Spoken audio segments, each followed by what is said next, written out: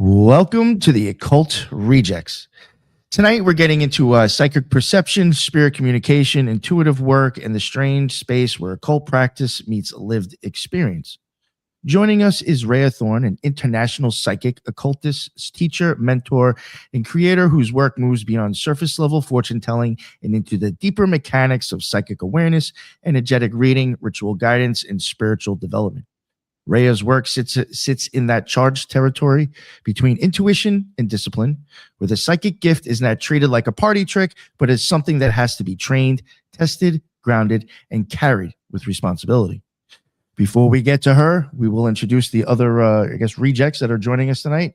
And we got Judith DeLune. What is going on, Judith? How are you? I'm fine. Hello, everyone. I'm glad to be here. I look forward to our discussion, Rhea. And everyone else, you could catch me on Spreaker, YouTube, and X as the Loon. Awesome. Thank you so much. And we got Ethan Indigo. What is going on, sir? How are you? Pleasure to be here with you guys as always. Great to see you. I'm super excited to listen to what Raya has to say. Ethan Indigo Smith on all the social media, author, observer, article writer occasionally, and one recently up on occultresearchinstitute.org. Check it out with other writers, of course, too. And again, appreciate you guys, and I'm so excited for this rap. Thank you very much, Ethan. And definitely, if you have a chance, go check out Ethan Indigo under books. He's got a bunch of books out there, and he has covered some of them on the show. So if you want to go, we could check out some of the backlog and get an idea of what his book's about.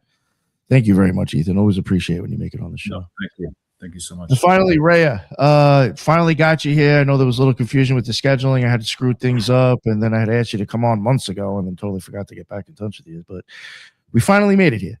So thank you very much for having the patience and waiting on me. But I really appreciate you making it. I'm very excited to have you on. And I guess before I forget, because I will forget, I was just saying it before, just for the listeners, if you happen to have any questions or anything you want to add, please make sure you throw them into the chat. We will be making sure we check the chat in case you got any questions about our experiences or whatever you'd like to ask. But Raya, please, before we get the show started, let everybody know like anything that you want to promote, where they can find you, whatever you got going on. Your services. Thank you. I just want to say that was such a beautiful introduction. I was like, oh, wow, okay. It's a lot to live up to. So thank you. I appreciate that. Of course. Ethan, I'm really curious about when you said you're an observer. I want to ask you about that later because I was like, oh, observing. That's really interesting. I want to know more. So thank you all for having me on the show. Like, this is really exciting. I hope we get into some really interesting, unhinged topics about psychic and magic. I would love to just see where this goes. For everyone that hasn't met me, I'm an international psychic, as I've been introduced.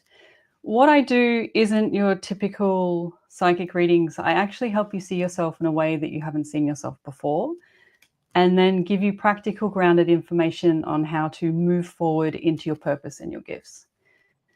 My readings are confronting, but also liberating at the same time. So you can check out my work on my website and what I do. And I'm also a psychic teacher. So I teach a lot of people how to truly come into their psychic gifts and how to really tell the difference between their mind and their psychic abilities. And that's what I specialize in.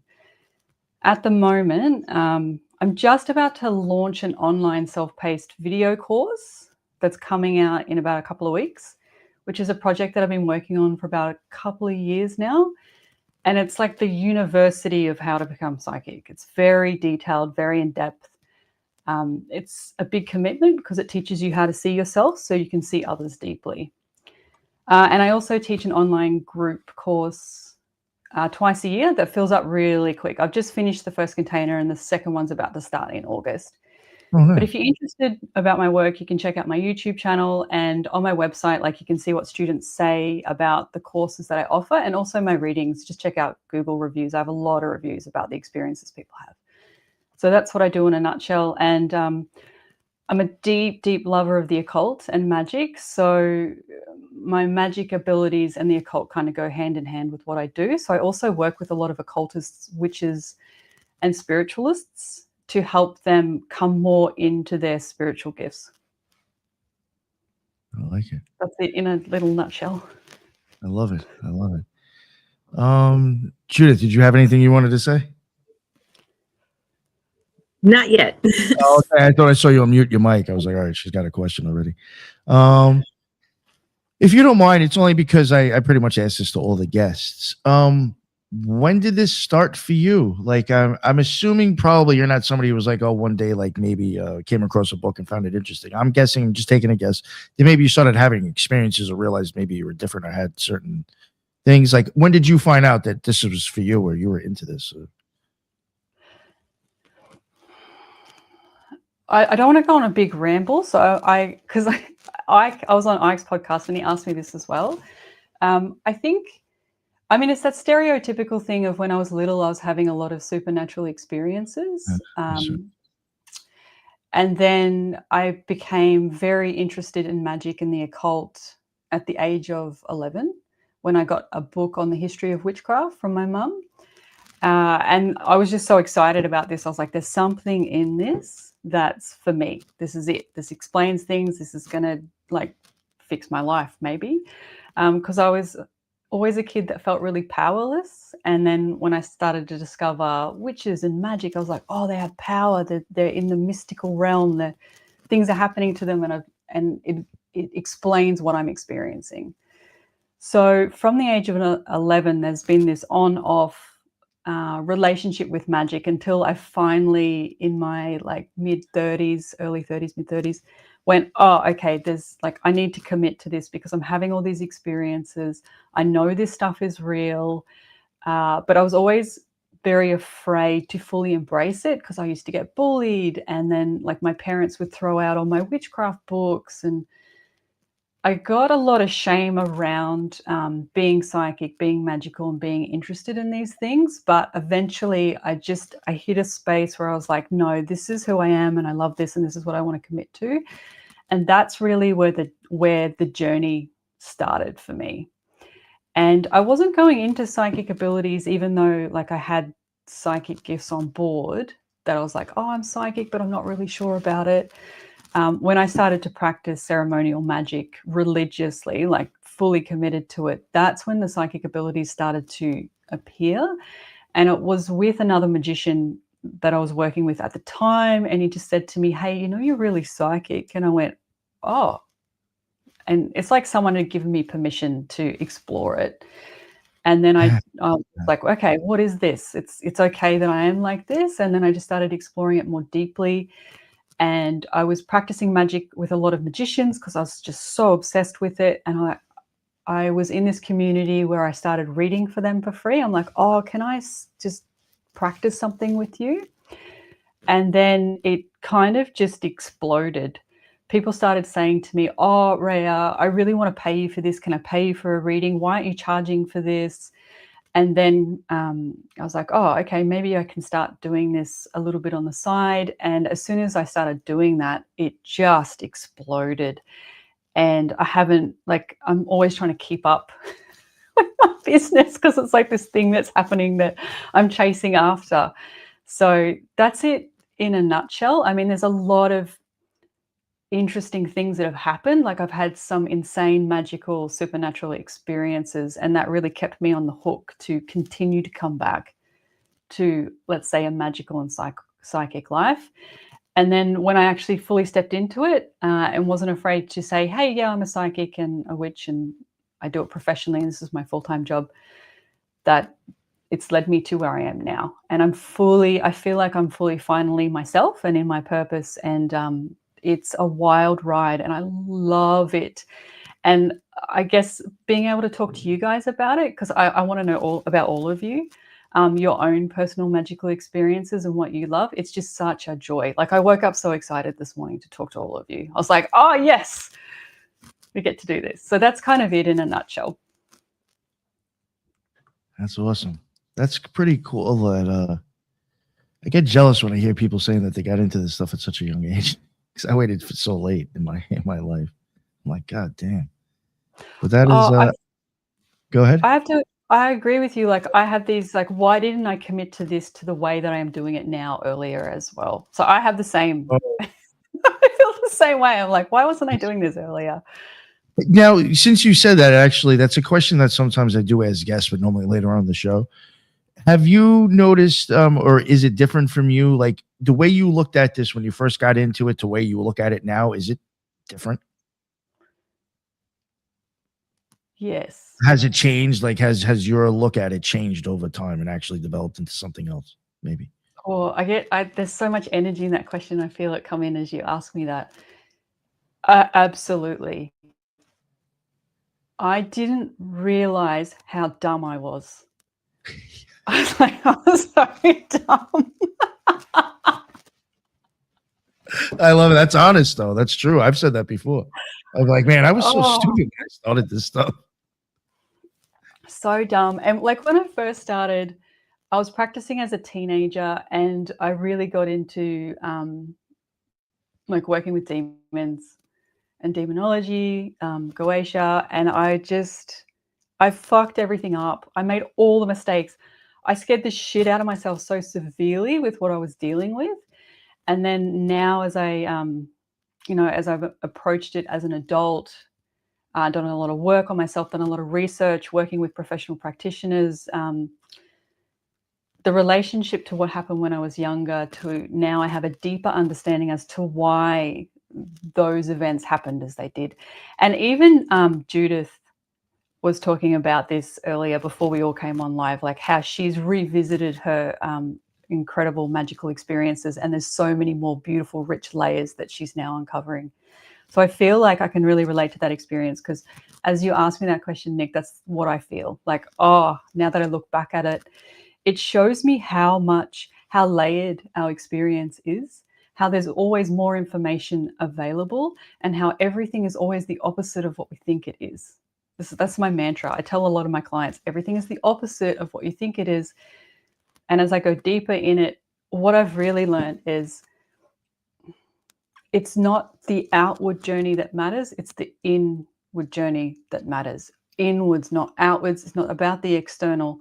The external is a representation of the inwards. And I know this is a very cliche thing to say, but because I read people's minds for a living, I see why they really make decisions and what the mind convinces them of. And it's the opposite. So that's probably what I've learned. Yo, I feel you've nailed it with that though. Even I would even say getting into magic and occultism, there was a lot of things that the way I looked at it at first to how I see it now is completely different.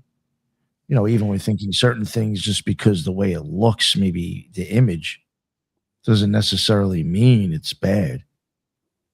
You know what I'm saying? I don't know. It's Yes, 100%. And what that tells me about you is all of you actually, if you're having this realization, I feel like you've intellectualized the knowledge when you're younger, and then you go through the process of actually living and embodying it. And then you've come into a place of embodiment, and then you're like, oh, now I understand what that actually means.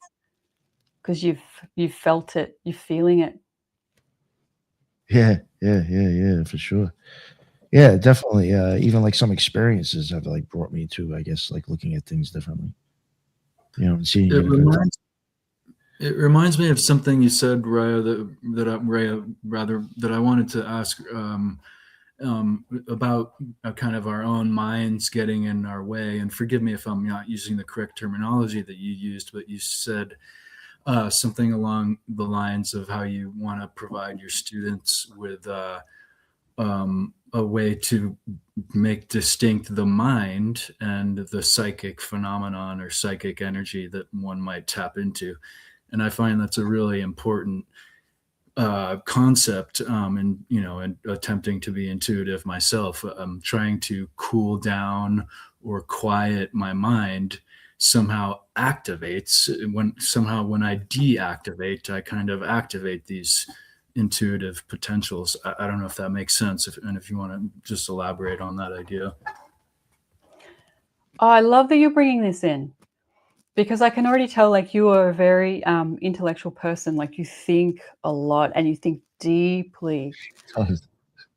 So what I teach is because a lot of people say like, how do I quiet my mind? How do I make it go away? Like it keeps interfering, or is the psychic information I'm getting just a projection of my own mind and what I want to happen? And through my own experience of my mind, because my mind is very split. So what that means is, and we're going into a little bit of like wording stuff around trauma, like the more trauma you experience, the more layers or splits of the mind there are. So when I'm talking to the mind, I see all the splits, and the splits present themselves to me as characters. So you could say, you could relate this, if you want to ground this into general psychology, you could say it's like the inner child, the angry teenager, and any other part that you have. All right. So those are the parts of the mind that I'm constantly talking to, because that is what I had to do for myself. You could say like I had like different personalities. So what I learned when I decided to become psychic is that I kept feeling my mind coming in. So I got really curious about, all right, so how can I tell the difference? And I also come from a film theater background. So I'm always into stories and characters and that type of thing. Like that's another aspect of my life that I was in. I was in the film industry for quite a long time. So I started going, oh, what if I just create characters with my mind and start to develop a relationship with my mind? Because if the opposite is true, the general consensus is we're always told to quiet the mind, suppress the mind, push the mind away so that we can come into that intuitive state. The opposite is what's true. You don't want to quiet the mind. You need to learn how to bring it in, create a relationship with it so it works with you, not against you. What I learned is when I started to characterize my mind, like have these different personalities that I would talk to, which sounds completely insane, which probably it is, but those relationships that I developed with my mind allowed me to create this pact with them. So when I started tuning in, I'd be like talking to my teenager, hey, come and sit with me and help me do this. You love magic, so this is something for you. And my little girl, like my inner child, she would be sitting here on my lap as well. Hey, come and do this. It'll be fun. So I was talking to them. And what I noticed is, because my psychic abilities, they're always on the left side. So I establish where things are. So I'm creating my own universe. As magicians, this is what we're ultimately meant to be doing. Understanding and seeing our universe so we can create and manipulate it for our own will, right? So I was doing it with psychic abilities. So my psychic abilities are here, and then the rest of my mind is here. And what I noticed is the more I acknowledged the mind during readings, the more the mind would work with me and be quiet.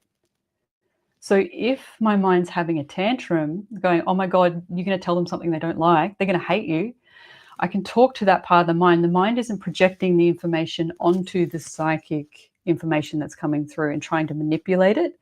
Instead, because I've developed the relationship, I'm the middleman. So the mind's telling me, I'm afraid if you say that, they'll hate you.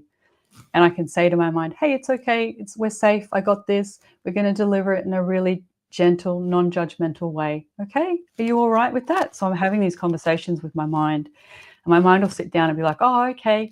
Then I can come back, and the psychic information is so clear, and it's not being tainted by the projection of not being liked. So this is like the systems that I teach my students is you need to see the shadow parts of yourself, like the parts that are afraid to be seen or hated or judged, or like all of that sort of stuff needs to be acknowledged. Because all I'm doing is I'm acknowledging the part of myself that is afraid, caring for it, and then going, cool, all right, let's come back into the psychic information. And that's what I've learnt about how to really get super accurate information. So overall, this feeds back into what I said at the start, where we talk about the journey is inwards, because then it affects the outer. The more work I do on myself, the more of a relationship I develop with myself, the more I see myself, the more psychic I become. And it just keeps getting deeper and deeper. And it doesn't seem to end. It doesn't mean it's not an easy thing to do. That's the other thing I tell my students, like separating your mind and the psychic intuition, like it's taken me years, like 6 years to really start to master it. But you get evidence of it straight away. So it's all about the separation and the acknowledgement of self to access the psychic abilities. And it allows you to access magic more deeply as well, because then you really understand what you're connecting to, but also what it's impacting, because you can see yourself. I do have a question. Oh, sorry about that. Go ahead, Ethan. No, Go ahead, Ethan.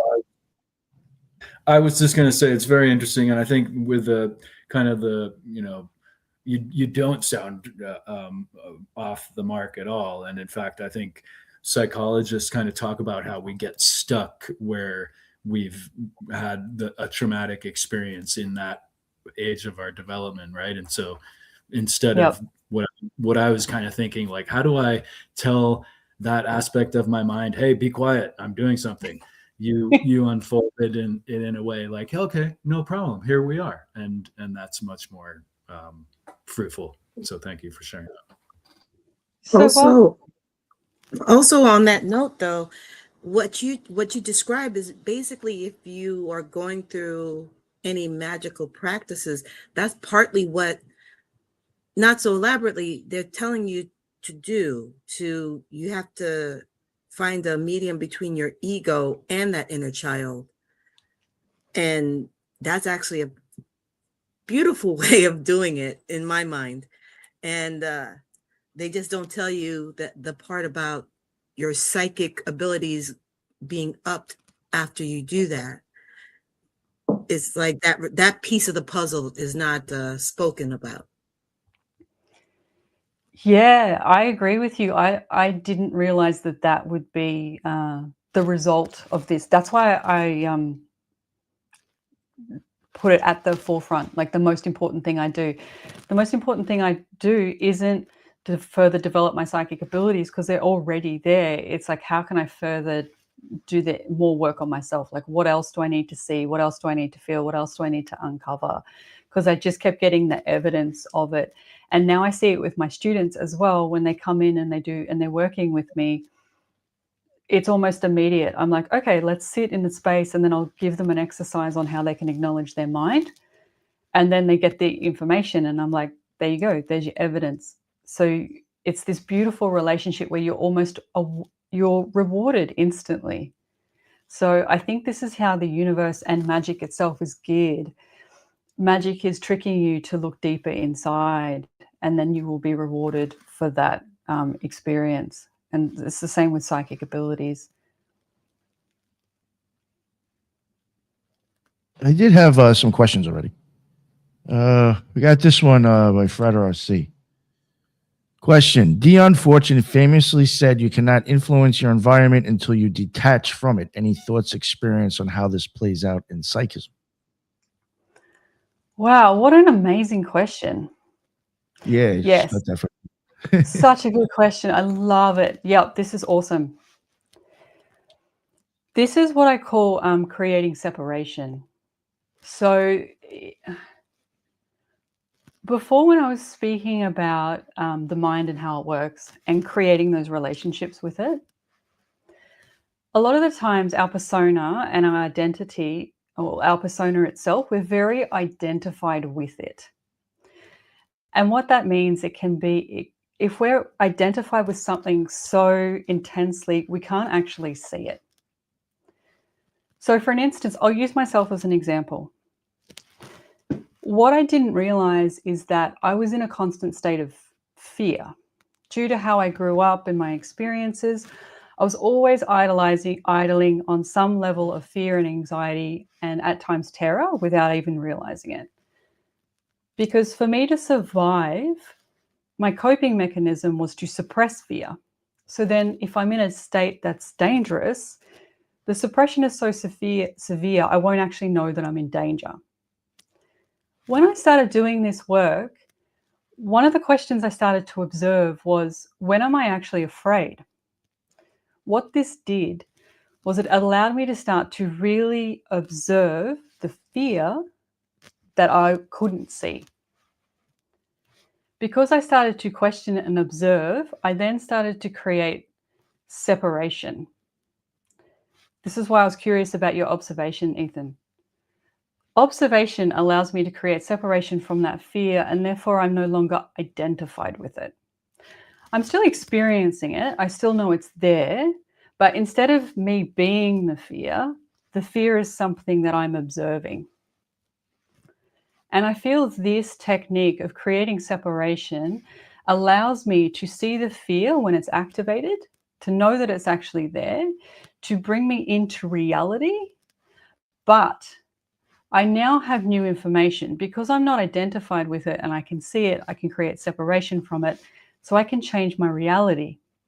Because now I have choice on how I interact with that fear, how I care for it, what it's connected to, and what the need is. And I feel like this is what she was referring to with how do we create separation from our reality to manipulate it. We need to see and be in reality first. Our reality is actually our mind and what our mind has convinced us of. So you don't actually really understand your reality until you see what your mind has convinced you it is. Then you can remove that layer and you can actually see what the reality really is. So my mind was telling me a reality where I wasn't afraid, but the truth is I was. So this connects it to the body. So the body is the thing that actually gives you the truth. And this is the thing that we disconnect ourselves from the most in this world, because we live in a very avoidant world where the mind is dominant. So magic actually allows us to come back to the body, see what the truth is, create separation from the mind. And then when the mind is telling us a story, we have a choice. Do I believe this? Do I create separation from it? And do I choose something different? Do I choose something from the reality that is real? And then I am actually changing it. This is magic. My question, I do have a question for you. Is that why you say the more trauma you have, the more psychic you could become, is due to that fear that you're suppressing? Yeah, so this is such an interesting, I love that you brought that in. This is really fascinating. So due to my work, so like I've read for thousands of people, and what I have learned, because I'm in the spiritual, magic, psychic community, there's an array of different types of personalities and people. The common theme for people in this community is powerlessness. The experience of powerlessness usually comes from some form of trauma. So that's I've the said, pool. not to interrupt, but I've even said on the show, and I'm not knocking anybody because I'm sure it has me included. I think a lot of people that get into this stuff is because they feel that they're powerless and they're looking for a way to have power. There's Exactly. nothing wrong with that. It's human behavior. That's why I loved magic, because I want, like, my pursuit for power has been never ending. The way I see power now is very different. Oh yeah, for sure. That's something that changed for me from the beginning to where it is now. Totally different. So coming back to your question, because what I've worked out for myself, and it's always me first. Like I do it on myself before I discover it in people. This is where psychic abilities meet science, because I fully believe that there's two different types of psychic awareness. There's the psychic information that's outside, say the astral realm, and then there's the psychic information that's coming from the body itself. So that means psychic abilities are actually connected to the nervous system. My body feels before my mind thinks. So therefore, my body is actually a radar that is picking up on so much information all of the time. When we experience trauma, it creates a hypersensitivity in the body. So if you experience violence or anything really intense, even emotional abuse is just as impactful.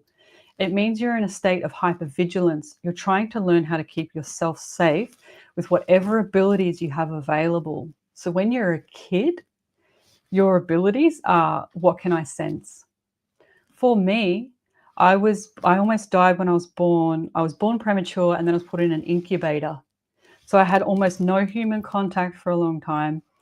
People around me were in a state of fear, and I didn't know what was coming on because I had to sense my environment. So I was already put into a very hypervigilant situation where my nervous system was trying to get as much information. So I was born to be psychic from the trauma I experienced. When you grow up in an environment where you're afraid, you're hypervigilant of the people around you because you're trying to understand if you're safe or not. So you're reading people's moods, the changes of energy in the air, sounds, emotions. You are trying to pick up as much information as you possibly can to be safe. So this is psychic awareness, but out of whack, out of balance. So the gifts are already there because you're already hyper vigilant and sensitive to your surroundings, because all being psychic is the deepest state of listening available. So if you're in a state of danger, you are listening with every single sense that's available to you, and you're training yourself to be that way. The problem with this is, with trauma, there's a disconnection from the body. So because when you're little, you can't process those emotions, there's a disconnection, a sever. So we go up into the astral, we go up here somewhere, we're disconnected from the body, and the body holds onto the emotion. So a lot of psychics will be amazing at the astral, but when it comes connecting to the other half of their abilities, they can't do it.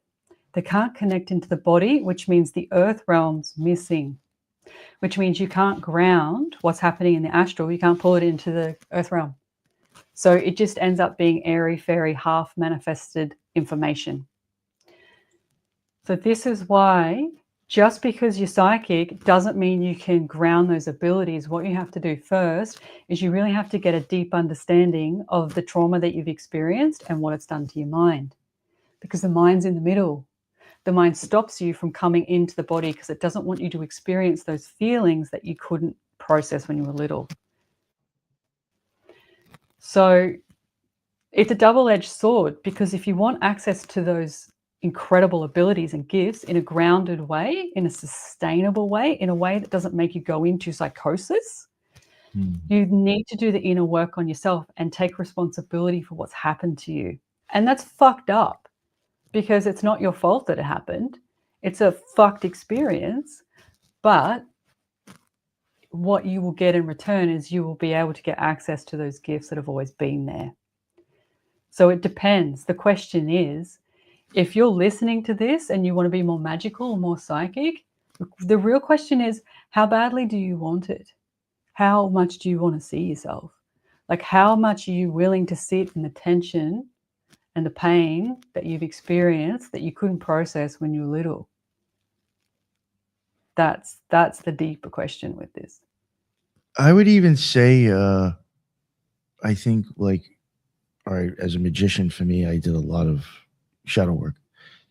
And I think when you really, if you really want to look at how you actually work and tick, you'll realize that most people are all kind of the same in a certain way. But I think if, like, where I'm getting at is, like, sometimes I think people will have experiences and may be authentic, but then decide to be, pieces of shit about it. Where I'm getting at it is that I think if you really learn yourself really well, you'll know exactly how everybody else works. 100%. I think that can help if you're trying to be a good person helping people, or you could turn it and, have a cult. Yes. Oh my God. Yes to all of that. The thing that I've noticed is we are, and this is a pretty cliche thing to say, and obviously you've had an experience of this, and I'm sure because everyone here is really intelligent too. You notice that things happen in patterns, and it's the same with magic. There is a pattern to everything. There's an alphabet to everything. And so this is where my job gets easier, because I've identified the patterns of the mind. There's like, I'll hear a phrase and I'm like, oh, that's that pattern, or that's that pattern. But I've noticed that, yeah, people, we're very textbook. The more unconscious we are, the easier the pattern is to see. And the more we fall into the pattern, and the more unconscious we are to the pattern itself. But we think we know, but we don't. And I mean, that's me included. I am still uncovering things about myself where I'm like, oh my God, okay, all right, let's look at that. So it's really confronting work, but people are very textbook. We are not special or individual. We are all the same. We just need to admit it. Sometimes the only difference is some people have the thoughts in their head and sometimes the thoughts leave their mouth. That's the only difference between some people, really. You know what I'm saying? Like, some people are the same. They just keep it in a little bit better than others. But even that, like, even that, I'm just like, oh, I know what you're thinking. What's happening? He made sure he paid for that one because it might get controversial. I think it's kind of, I'm like, ooh, never know what somebody might say about that person. Yeah. What's your thoughts on Teal Swan? Or you have nothing to say? Oh, my thoughts on Teal Swan. Oh, that's an interesting question. Look, I honestly feel like Teal Swan is quite a controversial character. Yeah. So I think it's definitely layered with Teal Swan. I have an appreciation for the work that she's done because I really think she's looked at the psyche in a deeper way, in a non-conventional way. Because I feel like with conventional psychology, like I'm probably going to get in trouble with this, with CBT, is that right? Cognitive behavioral therapy. It very much stays in the mind, and we miss the emotional components and the body, like the somatic experiences. And what I feel with Teal is she's gone deeper with the psyche, and she's connected deeper elements that traditional therapy doesn't always connect. She's controversial because I feel like she speaks into things that people are afraid to speak of. So I can very much relate to that with my job because I'm constantly telling people very confronting things. Like I've had a couple of clients where I've had to say, hey, if you don't do something about this, you're going to die. I think she said the same thing. Like she's speaking into like people being in such a state of shutdown that suicidal thoughts are coming in. And she's speaking into something that's not been spoken about that needs to be acknowledged, because until you acknowledge it, you can't care for it.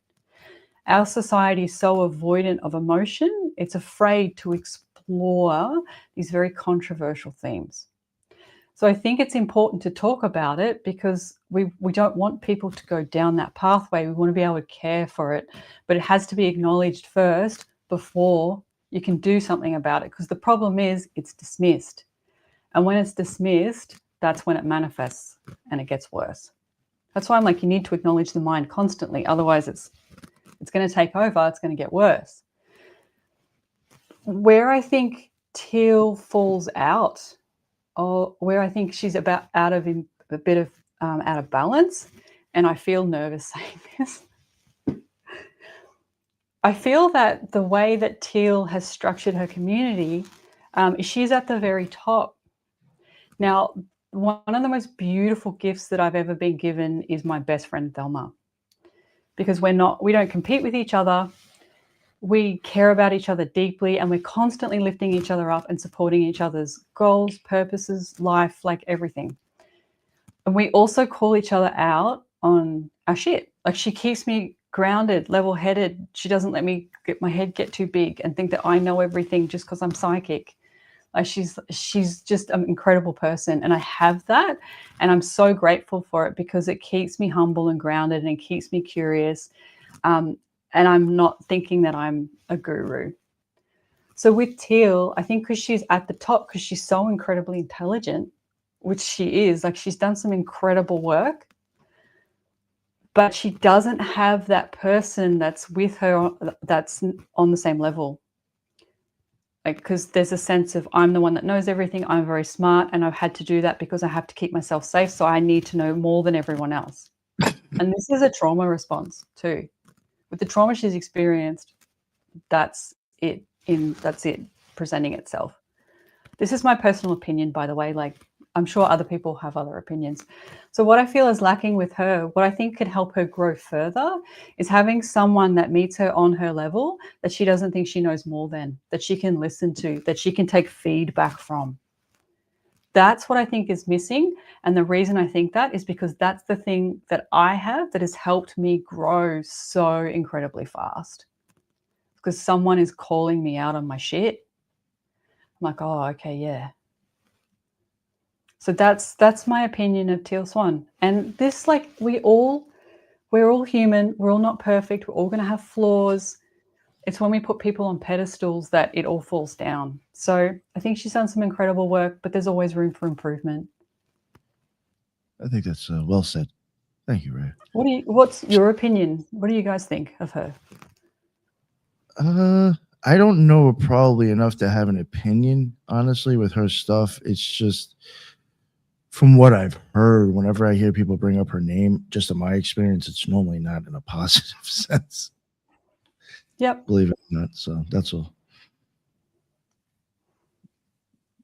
What about you, Judith? Actually, this is the first time I'm hearing about her, so Oh, I don't have you're an lucky opinion. Yeah, I don't know much about her either, but I think Ray, you nailed it. She's intelligent, but there's some things that are out of alignment ultimately. Yeah, and look, that could be me too. So I'm always open to someone saying, look, the way you did that, I don't think that was great. I'll be like, oh, tell me more. And I mean, it stings. Getting feedback stings, but then I'm like, no, I need to see it. Tell me what it is so I can work on it, so I can be better at what I'm ultimately trying to do. So I think ultimately, as humans, the most important thing we can learn is to not take things personally and to get curious with feedback. Why is that information coming in? What is it about that I need to hear? That actually brings up a question I have for you. When you're dealing with your when you're reading for people, is that one of the most biggest blockage is not being susceptible to criticism or suggestions to change a certain character? Oh my God, that's such an amazing question. I don't think anyone's asked me like anything like that before. I'd say yes. Not being able to take feedback fucks you. You can't grow. And then the other thing that I've noticed, there's three types of people, and this is a generalization. 1, the person that blames themselves. 2, the person that blames everyone else. 3, the person that does a bit of both. The person that blames everyone else, there's nowhere to go. Because if you blame everyone else, you can't take responsibility for your life. You can't take responsibility for how you're interacting in the world. You can't take responsibility for your reality. So if you're wanting to be a magician or a psychic, if you blame everyone else, if you blame all the courses you've done, or if you blame the teachers, or, if you're constantly doing that, there's nowhere for you to access your gifts. So the people that blame themselves are probably have the hardest trauma to work through, because it's like they need to look at themselves, and they've spent their whole life blaming everybody else. So there is a lot of karmic value in that, because when they turn back to themselves and go, oh, maybe it was me, then they see what they've done and how they've behaved and how they haven't taken responsibility and how that's impacted them and other people around them. So that's probably the hardest thing to see, is people that blame everyone else for everything. I like that. Yes. But you can always change. That is true. There's always a chance to change, right? Mm-hmm. That's a good thing. Did you want to get into maybe a little bit about the experiences and stuff? Oh no, one thing I wanted to get into before that, because you had kind of teetered on it a little bit already, but you also do get kind of into something that I've been doing a little bit on the show. You kind of do get into a little bit more science, or like I noticed you've mentioned the nervous system plenty of times. And like you were saying before, I think when you're kind of going through trauma, yeah, your senses are so heightened that I do think that may even, be a result of experiences that might be weird. It's because your senses are so heightened now. Oh my God, yes. I love this. I love this question. Okay, so can I tell you about why I think people experience intense psychic and magical phenomenon? I pronounced that correctly. Sometimes I can't say that word right. Can I tell you about that? Why I think people have these really intense supernatural experiences? And this has also happened to me. I'll probably tell you what happened, because it was absolutely incredible, but also why it happened. So what I've learned, so we have stuff like spiritual psychosis, or even just psychosis. Spiritual psychosis is another whole level. And I feel what happens when you're having a really intense supernatural experience or psychic experience or magical experience that isn't grounded, that hasn't been worked up to, that happens like suddenly. What's actually happened is you are in an intense state of probably fear, even terror, or horror. Terror and horror are different. Horror is things that happen inside the body. Terror is things that happen outside the body. When you go into these fear states, the mind can't process the fear. So what happens is we disconnect from the body. So when we disconnect from the body, we're going into the mental, and if we're spiritual, we'll go into the astral. Now, usually when you're experiencing these types of fear states, there is an inherent belief already there that you can't trust humans. So when you can't trust humans, you're looking for something beyond the human experience to connect to regulate, to feel safe, to feel reassured. So of course, what happens? When you go up into the astral, you're a beacon of bright light. You're like, oh my God, something, come, talk to me, find me, help me, save me. What happens? Whatever's around sees it and is drawn to it, and then you can have a supernatural experience. And then you're like, oh my God, this just happened. How did that even happen? And then the symptom of this is what goes up must come down. It's like taking a bunch of drugs. You know, you go up and then you crash. So it's the same thing. You went up too fast, too quick, without the right experience, knowledge, and information of what even you're going into. So this is why the experiences can be varied too, because you don't even know where you're going. There's no map. You're just in a state of fear, like, just get me out of here. So then you crash back down into the body. And then you're left, like, so it's like crashing. So you feel the heaviness, the intensity, the energetic disruption of going up into that realm, back into the earth realm. So it's like you probably go into shock, you feel terrible, depression, you might feel like shaky, like all those different types of symptoms that happen when you crash back into the body. So that's a really good way to know, because you feel really dysregulated when you land. But this is what I've come to because of the people telling me experiences, tuning into it energetically, connecting to the things that they've talked to, but also my own personal experience too. Which actually, that would make the trauma, the original trauma, even worse, would you say? Because you don't know, technically, they did this on their own, no training. So they didn't even know they did it. They were just looking for an escape. Mm-hmm. They rush up there, don't know what they're going to run into, which is not the smartest thing to do if you're dealing with the spiritual. And when they come crashing down, they're in a worse state, which makes the original problem worse than it was before. Yes, you are so right. I didn't even think about it like that too. And what else comes in with that is there's this association, there's this unbalanced association with the spiritual world, and it will save me. So how that will manifest and play out in just the general earth realm is people get obsessed with like channeling and being up here and everything's fine because they're so disconnected from their reality. And I'm in the 5D now and all that crap. The more they go on with that stuff, you know that they're very severely disconnected from their physical experience and they can't process what's really happened to them. This is what's not spoken about in the spiritual community. This is why it's dangerous. This is why cult leaders are dangerous, because they'll feed into that you're special. Yeah, you're contacting you're special, and it pushes them more into their delusion, which ultimately is not good for your mental health. And we've seen it happen. Also, wouldn't that also, if they're feeding into, and that sometimes it's not occult leaders, sometimes it's just not knowing friends. Sometimes we'll do that unknowingly, not understanding that that could push somebody into a literal psychosis, end up basically. Yes. Yeah, this is like a really big problem in the spiritual and magical community, and I've seen it a lot.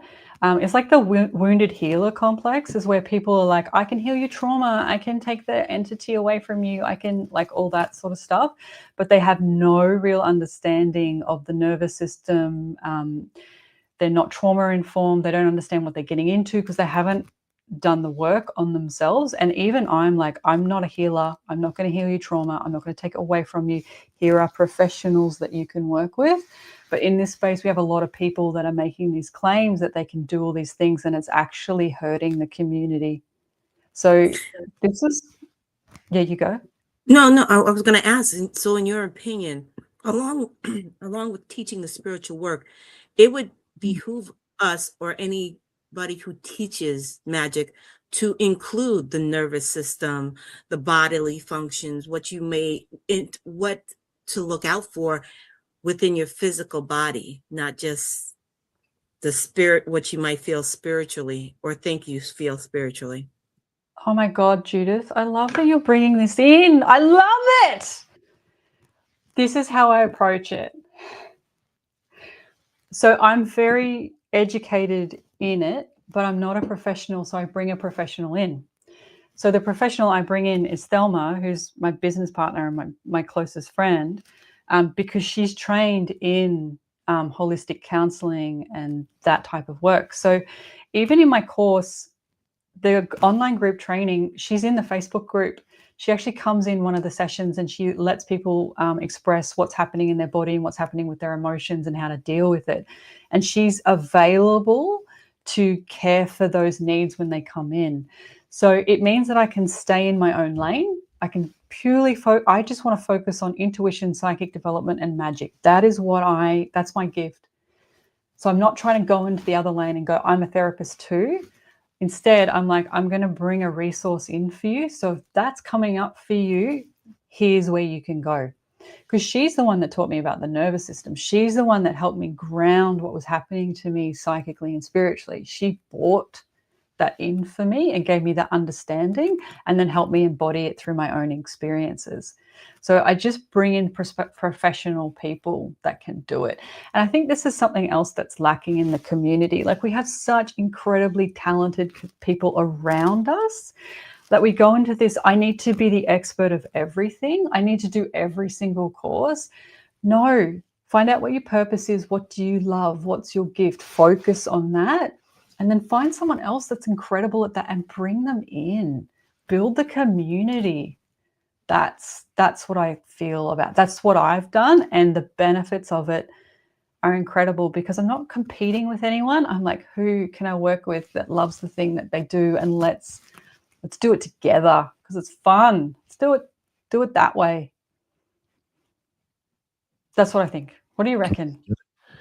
Totally get that. No, I was even thinking just comparing it to the podcast. I mean, with the people that I bring on, everybody's got their own little niche. I don't know it all. That's why I got other people on the show with me. Plain and simple. Yeah. In practicing Tai Chi, I always tell people it's so much easier to influence the mind through the body rather than influence the mind through the mind, right? So going through the body is actually much more possible. Using the mind to counter mind is the diabolical trick. I feel like that doesn't work out too often. I love that you brought Tai Chi in. I was thinking about trying to answer your question about observing as eloquently as you've spoken on psychic observations. One thing that I do, and I can't, but one thing that I think about is the adage of the wise monkeys. And there is often the three, but there's a unsaid fourth too. There's see no evil, hear no evil, and speak no evil. And these have kind of these exoteric qualities to them. But I think there can be an esoteric quality to them too. And the fourth one is fear no evil and do no evil, and very much reminiscent of this empowerment of getting over the imposed fears from trauma and whatever else our mind has done due to our experiences. It just kind of reminded that adage, and the power of fear no evil reminded me of what you were saying about getting over our fears and so on. Oh, I've never really connected it like that. That's really interesting that you brought that in. I love how you brought in the three monkeys, like the idea of that. Because it kind of reminds me of what Judith was saying earlier, like going back and thinking about the layers of things that we're taught, because the surface level stuff that comes through spirituality, we're like, oh, just love yourself. That's really surface level. But when you get into it, like the layers that are involved in that. So when you say fear no evil, hear no evil, see no evil, that's really interesting. I would love to just sit with that, because my experience has been not seeing it and now seeing it and now having a different relationship with it. What does that mean, and how does that relate to those three monkeys? What do you feel, can I ask you, what do you feel is one of the most life-changing things that you have observed about yourself?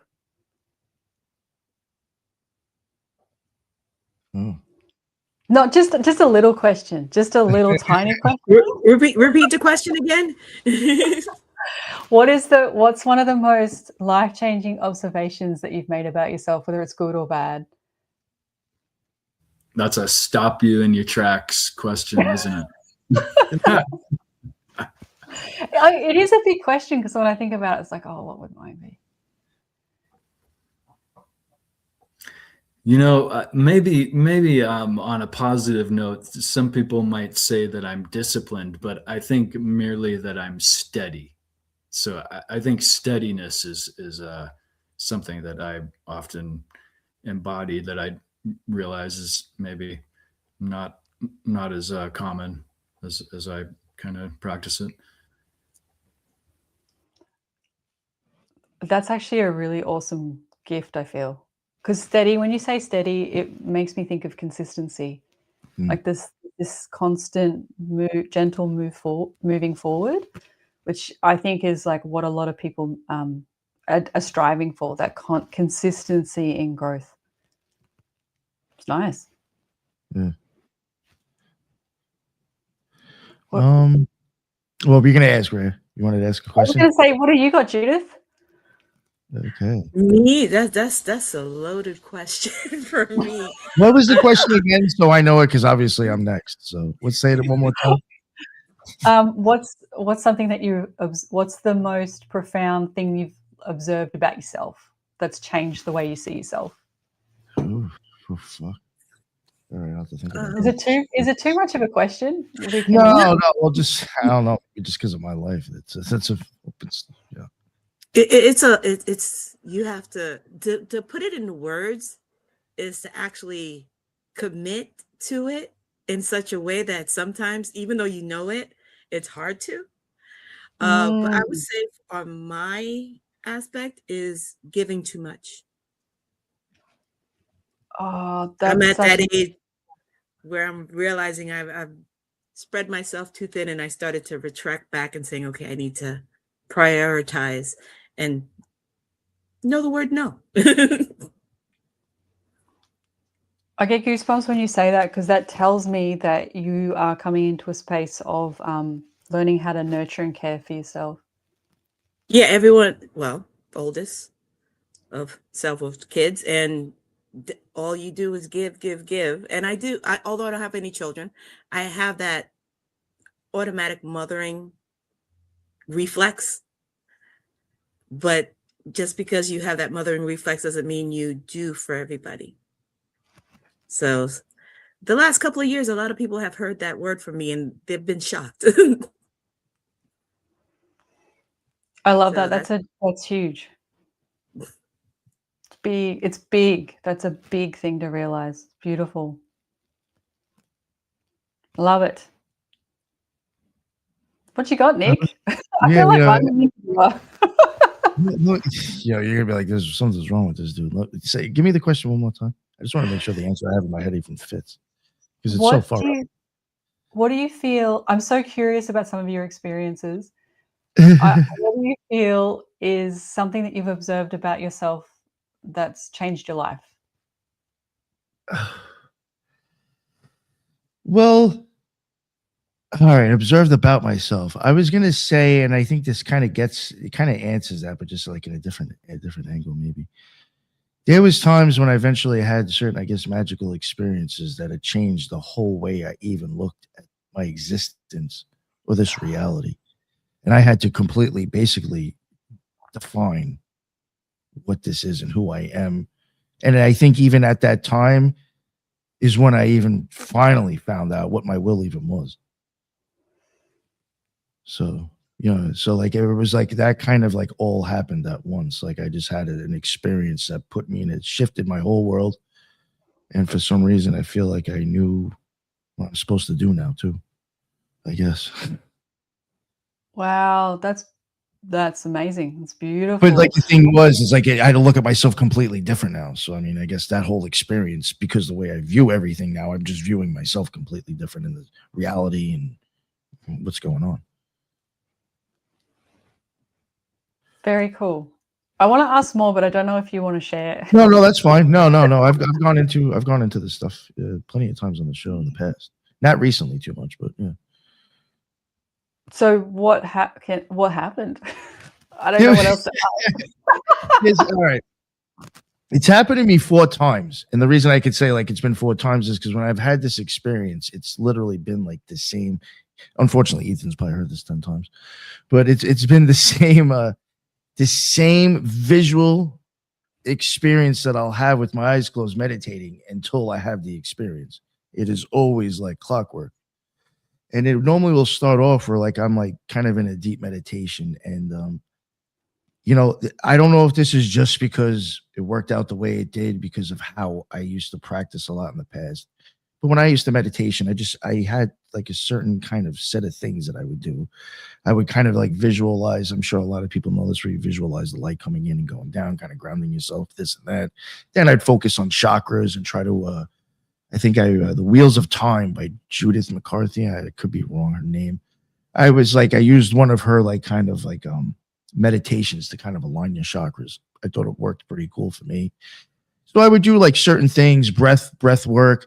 I would do a lot of stuff to get myself like really into like kind of a deep meditation. And I had noticed at times, it's going to sound crazy, I would push on my pineal gland really hard and it made it look like whatever, like, like when it gets black and it gets dark after a while because you've been meditating and you're really not focusing on the outside anymore. I just feel like it's a lot darker than it was when you first closed your eyes. That's how I feel. When I would press on the pineal gland, it would almost look like an oil slick was showing up on a black, dusty board. Like it got darker than it ever been before. Like it almost looked like it was like that as I was pressing. And I noticed it and I was like, wow, that's weird. So I did it again as I was trying to meditate. And I started doing it. And then all of a sudden I would notice like this little pin dot. It would almost look like a little star all the way out in the back of like almost like black clouds. It's like really hard to explain. It would be this little dot. And I'd focus on it. And I'd be pushing on my pineal gland harder. And then all of a sudden it would look like it would start to come closer. And as the star came, it's like a little bit of the blackness from the outside that's like kind of there. It's like really deep. It actually looks like, as crazy as it sounds, that there's space. Like it almost looks like there's actually literal space. And a little bit of the blackness looks like it swirls in front of the white light, and then it turns into this gigantic eclipse. And then I got this big, some people may say it's the black sun. I don't know. It's a white lunar looking eclipse. And then all these spirals will start coming out of it. If I just, before that happens, if I just sit there and focus and keep pushing on my pineal gland, whole time I'm pushing on my pineal gland, all of a sudden it looks like these like almost like explosions are happening around it. It's like yellow and kind of like a little bit of red and kind of like light colored yellow. And then it will change and it'll start to look like it's red, but then it almost looks like roses like bursting open and blooming around the eclipse. And then that will go away and I'll just start getting this whole rainbow looking tunnel spiraling out of it. And that will just like, it almost looks like it's like vibrating, like looking at a record, down at a record and looking at the needle where the needle will go. So, and then that changes. It goes into like sacred geometry shapes. And it's like literally flying out of the sides of the eclipse at me. And then it gets still. after that. And then all of a sudden you start getting these windows. That's the best thing I could describe it as. It almost looks like a rectangle on the side. I try to explain it like if you were standing in a subway platform and you had subway cars going down you both on the both side, and it was going really slow and all you saw was the windows. It would kind of look like these floating windows. Like I have in my logo, it looks like movie reels coming out of an eclipse. It's to represent those squares that I've seen. And they look like cellophane. It looks like it has the sepia effect where it's kind of like brownish tinge, but it looks like it's like you're kind of looking through like a cellophane window. It's like really weird. And it's like all different, like looks like different scenes, different places or something. That will go for a minute. And if I don't really focus on any of those things and I just let them keep going, because I've actually got kind of interested at one of them, looked at it for a while, and then I came right out of it. So I didn't ever blast it off. But I let them go. And then it's just the eclipse is just hovering there. It's like so fucking ominous. And then the black sphere starts to pull up. And you start to get that crescent look that you see on a lot of lunar gods, tops of their heads, where the crescent is actually like this. Like this big glowing fucking white grin in your face. And it starts to spread completely off. And as soon as the black sphere comes away from the white one, it like shoots right at me. It feels like I got shot in the head. And then I feel everything in my body start rushing up, and then like literally like I'm blowing my load out of the top of my head. It's like, and then all of a sudden, I start like almost like it's almost like the Book of Enoch where he's talking about like you start seeing like yourself rising up, and I literally feel like I'm getting stretched across everything, and I'm just like part of the fabric of like whatever I'm in. And then from there on, it's like I just get snapshots, and I swear to God, it like looks like I'm going out into outer space. And it just like takes me all the way out there. And then like every time I'll start to think and be like, oh, I wonder where I am and what I'm doing and what do I look like or something like that. And as soon as I think of myself, I'm done, gone, phew, right back in my body.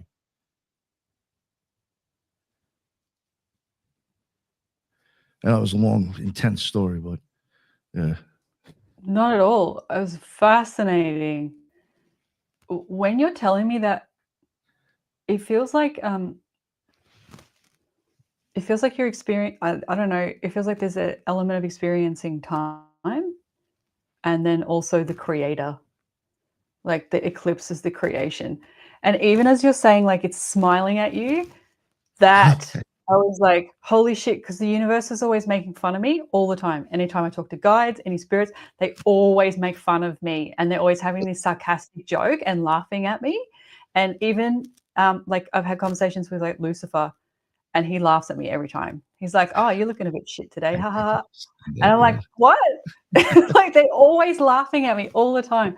So I resonate so much with that because it's like you're connecting to, I don't know, source energy, whatever you want to call it. And it's smiling at you. It's like mocking you. It's like, ha ha.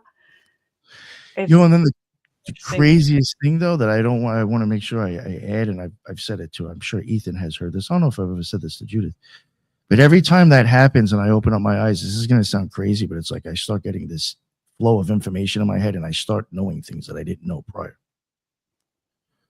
Like it's really fucking weird. Or like even occult symbolism. It's almost like somebody puts out like all these pieces. Like I'll literally see like a tarot card and like something off the Kabbalah and this and that. And then it all gets like kind of like put together. And I'm like, holy shit. I see how that all connects now. That I never looked at it before. And every time this happens, my one eye dilates and my other pupil blows up. So I even get a physical response to it too. You know what, when you say that, it like what I want to say back is it feels like you already knew everything. It's just you removed yourself from the equation so that you could see it. Because the evidence, like every time you thought of yourself, every time you thought of your body, you like put back into your body so quickly and you're taken out of the experience. So it's you that blocks that information. So you've been like, it's like you've been able to move yourself out of the way so that you can access this realm. It's really cool, really fascinating. Yeah, I kind of looked at it like in a Kabbalistic sense where it was like, you did say something like the creator. And it's like, if I did somewhat absorb into some sort of like old consciousness, as soon as I think of myself, I've just separated myself from it anyway. Yeah. So that's probably why I ended up waking up, because now I'm not part of all that. I've just separated myself again, and I've taken myself away from it. Oh, so fascinating. What comes to mind? Like, have any of you ever invoked the egregore of magic and just spoken to the egregore of magic itself? No. I did it a little while ago, and it reminds me of your experience of the big. It wasn't an eclipse; it was this big ball of it was I think it was green and blue, and really fuzzy. And it reminds me of that because when I was connecting to it, I just saw this big ball, energetic ball, coming towards me like this, and so slowly, like it was going to overtake me. That's kind of what it reminded me of. But it's an interesting thing to experiment with. Connecting with the consciousness of magic itself. I feel like that's something that you sort of did in that with the information that was coming in. Yeah, I don't know. It was definitely wild, for sure. Yeah, it's and I will even say, like, when you were kind of mentioning before about when you're kind of helping these people make sure they're in the right mindset prior to these rituals they take on. Yeah. From my opinion, because there were certain things that we talked about that I was like, yeah, that was me. I did do a lot of shadow work before I had these experiences. Thank God. Because I do actually think that sometimes if you have these experiences, that shadow work is what's going to save your ass from going crazy when you have to deal with it. In fact, it's going to help you get to the experience, but you better make sure you're good for afterwards, or you're going to lose your shit. Because you mentioned before, there was a time when the last time that I did it, I mean, it really there was just certain things I was really shattering my perceptions of reality, that I was basically everything I believed was a lie. If I'm going to actually believe what I saw and felt, which seemed more real than anything I've actually ever experienced. All these experiences actually seemed more real than actual real life. It was so insane. So for me, that was almost like I felt like I was staring into insanity. And it was freaking me out so much that I actually felt like I was starting to let go again. Like when you were saying before, could you actually project yourself out of yourself because of the fear? Because I was really confronting with holy fuck, this world is not what I thought it the fuck was. And that shattered me. And I really do wonder now when you were explaining that, because I had said that I thought I was just slipping back out again because that's what I just did. But for all I know, it was actually the terror and the fear that was actually really fucking me up afterwards. Because I'll admit, it did fuck me up that last time. Yes. I had a similar experience to what you're describing, but I called it experiencing the grid. And I don't know what happened. I was really angry and I was doing ritual work and I'm like, fuck this. And all of a sudden I was halfway through a ritual. This was quite a long time ago, so I didn't really realize what I was doing.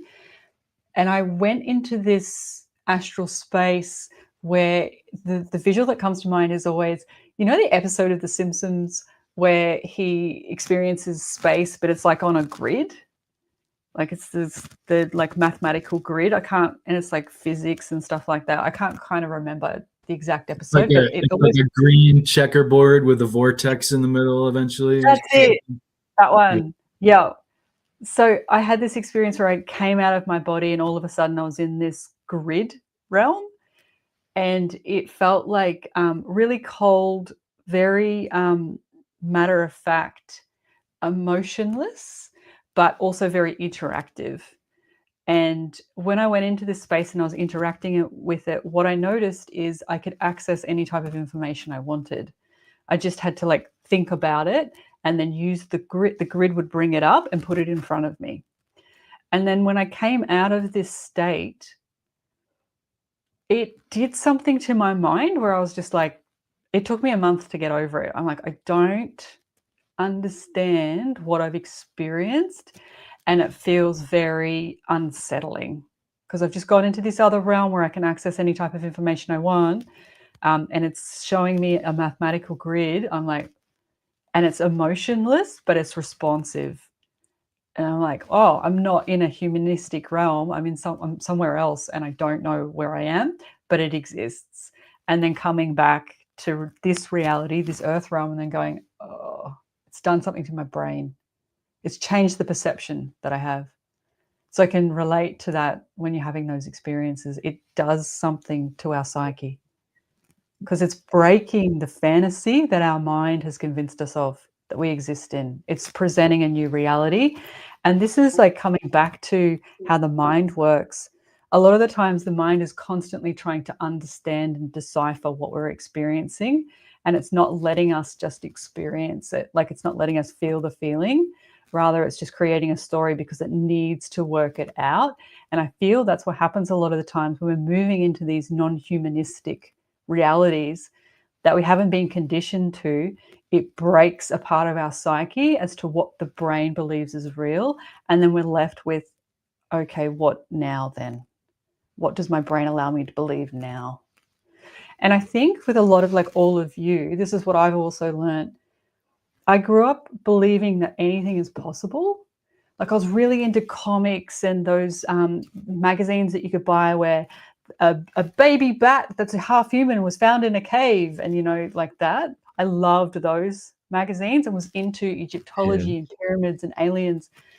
I always grew up with this belief that anything is possible and everything is true, which allowed me, I feel, to really experience these realities without going completely insane, because that belief system was already imprinted in my brain, like the possibility that anything is real. So when I was experiencing these different realities, the belief is there, so it allows me to access them more easily.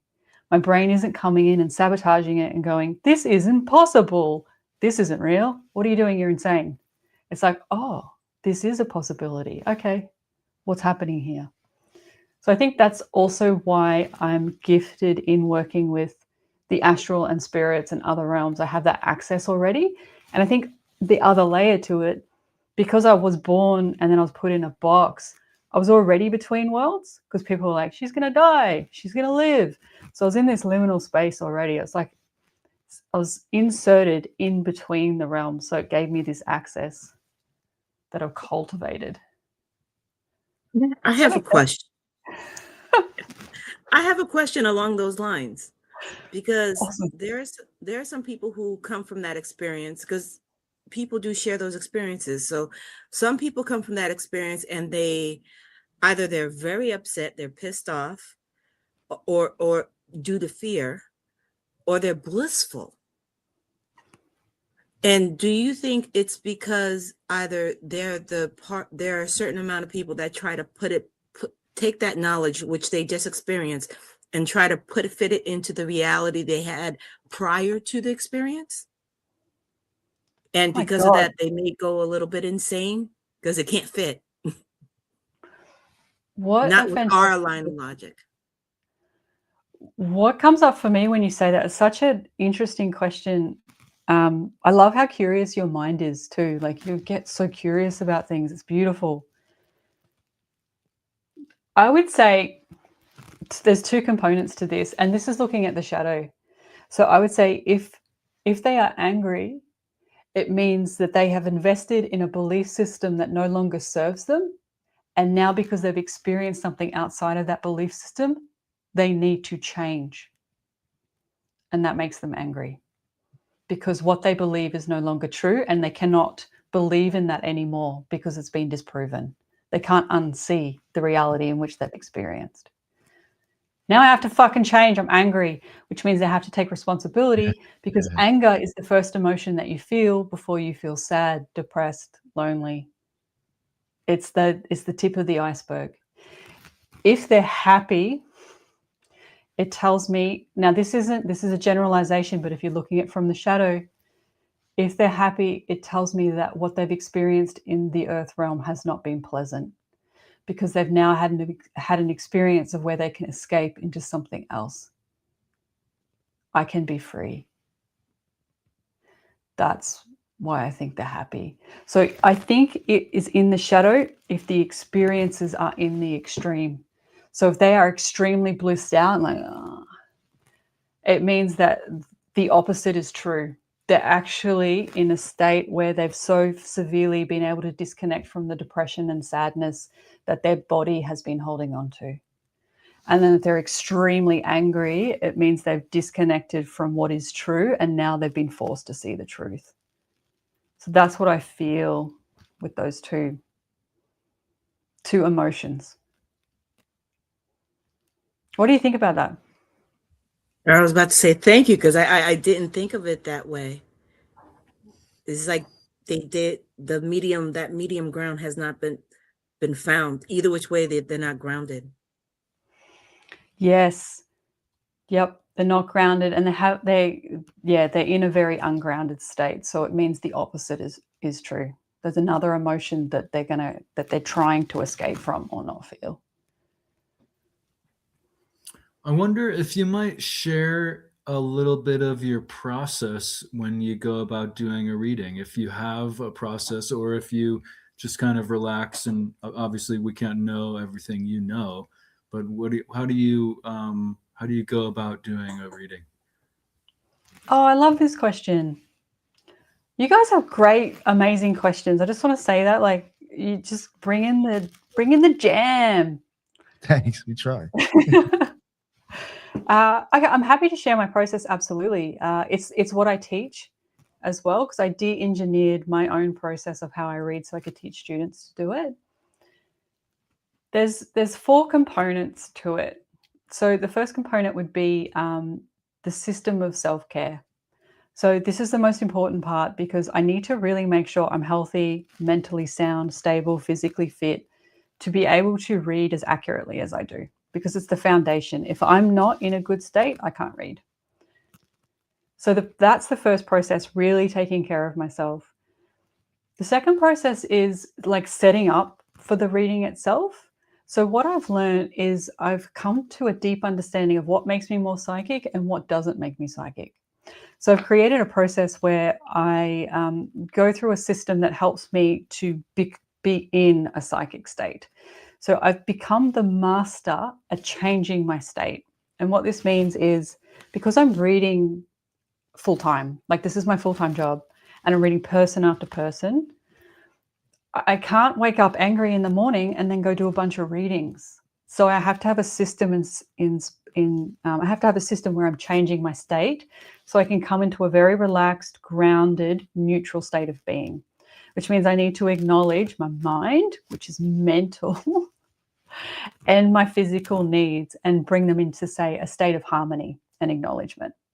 So if I wake up angry, stressed, sad, whatever, I have to go through a process to change the state to be neutral, grounded, ready, open. So that's the thing that happens before I do the reading. When I do the reading itself, now my process of reading when I first started it's very different to what it is now. So I've constantly improved, grown, developed over time. So someone that saw me maybe 6 years ago comes and has a reading with me now, it'll be completely different. It'll be a whole other story. The process that I have now is, once I'm in that psychic state, obviously going through the niceties with the client, connecting with them, I'll get them to confirm the question. And sometimes when they give me the question, I'm like, that's not the right question, but not to dismiss them. It's just like, there's a deeper question underneath this that will answer more of what you're coming to me for. So then I'll tune into the question and then say back to them, how does this sound to you? And they'll be like, yes, that's it. So what I do then, once that's all been confirmed, is I'm energetically connecting to them. So what's happening in here is I've first established where my mind is.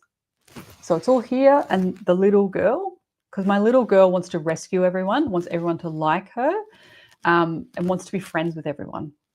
So I have to really watch her, because she'll tell everyone everything that everyone wants to hear, which means I'm not telling them the truth. So she's here with me, like sitting here with me. Then my angry teenager is here. And there's a couple of other parts of my mind that are in the background. So I really establish the connection with them, check in with them. Hey, how you all doing? Anyone got any issues? Then there's a psychic self. So my guide is always there. He's standing there. So if I ever get in trouble and I don't know what I'm doing, I'm just like, hey, buddy, tell me what to do. I don't know what to do. So I'll establish him. And then lastly, there's the observer. So the observer is the part of the mind that I create to observe everything. Because I need something to be observing if my mind's interfering, projecting information, having an emotional experience, if I'm triggered or activated. Because that will affect how I connect with the psychic information. Once all of this is established, then what I'm doing is I'm casting a magician circle. So I'm in my psychic astral space, and then myself is split. So there's a version of me that's the psychic version, and then there's the version of me that's the person delivering the information. The psychic version of me will draw the circle around myself, and as she's doing this, she will tell me all the information about the person. And it'll be like, dun, dun, dun, this. I'm like, all right. Then she draws a line to the other person and then draws a circle around them. So there's a few different mechanics in this. I'm settling the mind, acknowledging the mind, establishing the psychic information, how it's going to come in. Then the magician circle is the protection. And then I'm drawing the line. I'm also protecting my client too. With this energetic connection, I'm then moving them into an astral space to read them. So I'm moving their subconscious mind into a space that's safe. The way psychic information comes through to me is very violent, very graphic. And I give my clients a warning about this. I'm like, my mind's really dark. It's really violent. It's not a representation of you. It's how I read information. Because I share with them everything that's coming in, because sometimes it's literal, sometimes it's metaphorical, and I don't know the difference. So I'll say, just tell me if this is actually happening or this is how I'm interpreting it. So I'm always checking in with the client with the information as well. I'm inviting them to be part of the process because I want them to tell me if they think it's inaccurate. Because I want them to say, hey, that's not right, because I've either misinterpreted it, I jump too far ahead sometimes, or I just haven't articulated it in a way that makes sense to them. So I get them to say, hey, Raya, that's not right. Cool, let's go back. Let's see what I've missed. And then I go through the process of, so I'll talk to their mind. So the most dominant part of their subconscious mind will come forward first. And they're not always nice. The subconscious mind is like a war zone. Sometimes the mind will want to attack me, hit me, stab me, punch me, yell at me, like all these different things that the subconscious mind does. But the way the mind interacts with me is a pattern. It tells me about what the information is the subconscious mind wants the conscious person to know. The thing that you're experiencing is connected to this part of the subconscious. And then I'll talk to that part of the mind and work out how long ago that happened. This happened when you were 4 because of this, and this is what's stuck. This is what's stopping you from doing da, da, da, da, da. Then I'm connecting with their spiritual guide. So I work out what the problem is, what's really happening from a subconscious perspective, talk to them about it. How does this feel? Hold space for that. Make sure they're okay with the information. I'm very gentle. There's no judgment. But I have to be, like, I can't always tell everyone everything because some of it's hard to go into. And I guess that's a whole other story, but I'm always checking in with their guide. Hey, what do you want me to tell them with what I'm saying? And they'll say this, and then later you can bring that in. But it's almost like this process of like delivering information where it can be heard. Because we all think we want to know the truth. I want to know the truth. I want to be authentic. But then when you get the truth and you get authenticity, sometimes you're like, fucking, I don't want to know that. Get away from me. Go away. And this is why I only do it in a professional setting, because people have to pay me to do this. I'm not going to walk around and just tell you because it's not fun. Anyway, so as I'm giving people information, I'm checking in with their guides. So there's usually 2 or 3 guides, but there's always one dominant guide. Sometimes people's HGAs will show up too. But that's if you're an occultist, I can talk to HGAs and then they tell me stuff as well. But just for general readings, it's usually the guides. And then I'll talk to the guides about the information that they want to tell the person, how to tell them. And the guides will usually give me something really concrete. Like they'll tell me something that's in their house or that they did yesterday, or a phrase they always say to really hit it in. So they've got evidence that I'm not full of shit. And so the mind can't push it away. And then it's a process of what's happening emotionally, subconsciously, and then the guides are giving the person the practical steps onto how to care for the information that's come up. because I have warnings all over my website and social media about, if you have a reading with me, this isn't oh my God, am I going to get a boyfriend? This is, do you want to know what your true purpose is here and how to reach it, achieve it? And some people do, some people don't. Some people think they do, but then they get the information and they don't. So that's the process that I go through. And there's always a constant co-creation. So because I work with a lot of, like, I'm a psychics come see me and say, Raya, help me see this. I'm also inviting them to be part of it. Like, what's intuitively happening for you? What are you feeling? What's coming up for you? How does that information land? So it's a very rich, wholesome experience because I'm including them in it. I'm delivering it in a way that can be received, so it's not judgmental. They're not being judged at all. And then their guides are coming in and giving them very practical information so that they can apply it in their everyday life. Because I'm not going to give them a bunch of bullshit where they just go away and say, hey, just love yourself, it'll be fine. Because that's not the reality, because if that was the reality, we would have all done it by now. So that's my process. And during this process, a lot of the times I'll be checking in with my own mind. So I say to them, hey, you'll hear me just say this. Oh, my mind's having an opinion. So sometimes the information I get activated, or my mind wants to come in and rescue the person because I feel sorry for them for what they've experienced. Like, I want to care for them. But I have to be really hyper vigilant of that and then care for it and then come back to only psychic information, because I'm not a therapist and I don't want to give people my own opinion. I want to purely give them psychic information. So that's generally the process that I go through when people come to see me, and they can come and see me for specific things. So sometimes people just want to talk to their guides, and I'll do that. Sometimes mediumship, but I do mediumship, but it's not my specialty. And sometimes they just want me to tell them how they can change something in their life. I find that interesting that you said that you've like with magicians, you'll get their HGAs. Yeah. Is that a little bit more of a better experience than sometimes other maybe guides? Oh, what an interesting question. Because, well, I don't know, you what? always assume that somebody's HGA is probably like, a more spiritual advancement of themselves. So I'm assuming maybe you get nicer answers or something nicer to deal with. I don't know. It's, for me, it actually makes me feel high. So when I connect to a HGA, it's a nicer experience for me because I'm like, oh, it pulls me up so high. The higher I go, the higher I feel. And it's like this really nice, like, oh, feeling.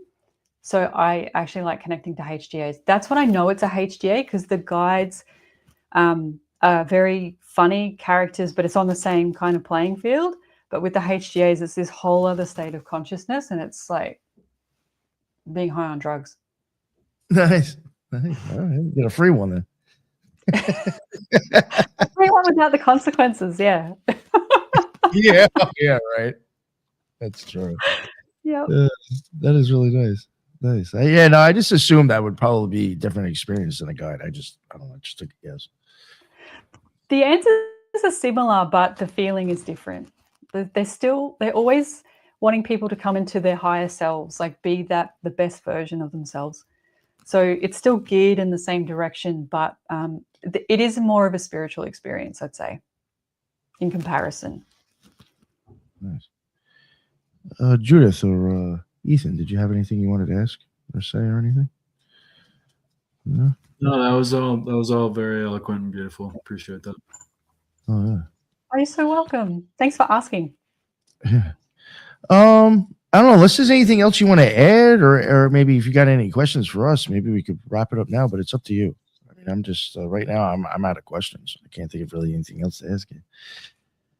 Well, I think something really beautiful to end on would be asking you, all of you, what is your relationship with your intuition and your psychic self? Mm. And is it something that you're exploring? I think I need to acknowledge mine a little bit more. Yes.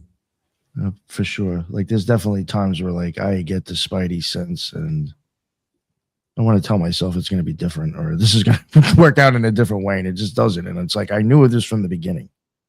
Why didn't I listen to myself then? I need to start enforcing my My first intuitions, I think, more. They seem to be on point. Just put it that way. Yeah. If you're moving into those realms and you're connecting with your pineal gland and you have that awareness of your energetic body, it tells me how much psychic potential or awareness you actually have. So it's very cool. I mean, I guess not. I mean, it's a little bit of the same thing, but there's like, I could say that like sometimes literally within minutes, just from like being around somebody and watching their facial movements and their body, I already know what I'm dealing with. And sometimes I'll still ignore everything I just saw. Yep, It's like, because your come mind on. comes in. Yeah. Yeah. It's got a pretty smile. So it's like, it'll be different this time. Well, I Good really analogy. like some of the lessons that you provided for intuitive processing, especially addressing essentially, I feel like every one of us has the younger self, the 4-year-old and the teenager that is unfed with certain attention. Whether we feel that way or it's true, that's arguable, but we all kind of have these characters that are they need our attention in effect. I really love that visualization practice that you offered, and also the whole idea of understanding the the archetypal laughing Buddha, or that the universe is going to find everything very funny that we do, and we should embrace that and not hold on to things too much. That at least could be a tool to help us not hold on to things as much. And so I appreciate all the tools you provided. I love that insight. That's very fitting. Not taking things so personally. Everything is a joke, but I mean, without dismissing people's experiences at the same time. It's that fine line. Yeah, well said. Yeah, I like that. Judith, I want to know more. Oh, I thought I could slip under the radar. Yeah, I was like, does she think we forgot about it? Because I'm going to throw her under the bus if you don't.